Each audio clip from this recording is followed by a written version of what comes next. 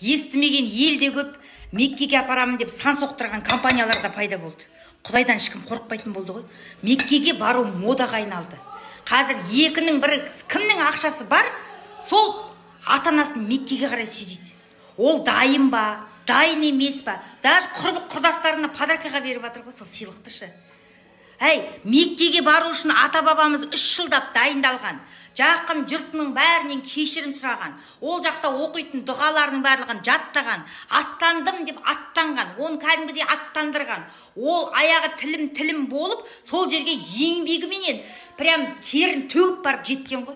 Жоқ, бізде қазір самолетқа мініп барады, кондиционердің астында жатады, айналып қағбаны келеді, одан кейін паң болып жүреді. Ал балаларды айтсаңшы, әке-шешемізді Меккеге жібердік деп ана басшылар отыр мақтанып, марқайып. Атақтылардың барлығына қазір реклама жасасаң бітті, Меккенің путевкасын береді. Енді соны алады да жан-жағына таратып мақтанады, мен мынаны жіберіп жатырмын. Сенің ауылдасың аш отырса, ағайының жағдайы төмен болса, жерің еліңде жаманшылық болып жатса, сен Меккеге жібергенде сол сауап аласың ба? Құдайды неге алдайсыңдар? Мен соны таң қалам. Бізде тек қана мақтаныш үшін бару керек. Ағайын туған, жекжат жұрат, ел жұрт бар деген білсе, ана адам паң. Ел үшін, мақтаныш үшін, Құдай үшін емес. Қарның ашады. Талайды көрдік, Меккеге ата-анамды жібердім деп 100 грамм ішіп мақтанып отырғанды. Ал, сонда кімді алдап отырсың? Құдайдың көзі соқырма, соны сенің сөйтіп жіберіп отырғаныңды білмейтін. Бұл Мекке деген ойыншық па сендерге? Қайта-қайта анаған, мынаған путевкаға пучу деп ата береді. Одан да жақыныңа жағдай жаса. Бұл да бизнеске айналды. Тегі бар ғой, артық айтсам Құдай кешірсін, бірақ мынау атақтылардың адасқанынан Құдай сақтаса екен бізді. Басқа айтатын ештеңе жоқ. Көріп отыр жастар.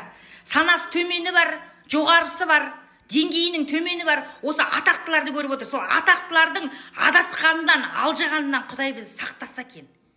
Ата-анамды Меккеге апарсам ғой деп армандап, несие алып жіберген кезде сон ары қарай жетсесің ба, ары қарайғы өмір не болады? Одан да ата-анамның абыройы асқақтасын десең, соның атына кір келтірмей жүрсейші. Сол ауылдасыңа бір жағдай жасасайшы. Елің, жерің үшін бірдеңе жасамайсың ба? Әйтпесе Меккеге пар-пар болатын біздің де жеріміз, еліміз бар емес па? Арыстан бабымыз қандай? Әулие әмбие жатқан жерлеріміз қандай?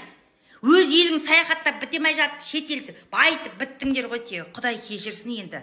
Ашық, артық, ашынып айтпасқа болмай тұр ғой енді, рас.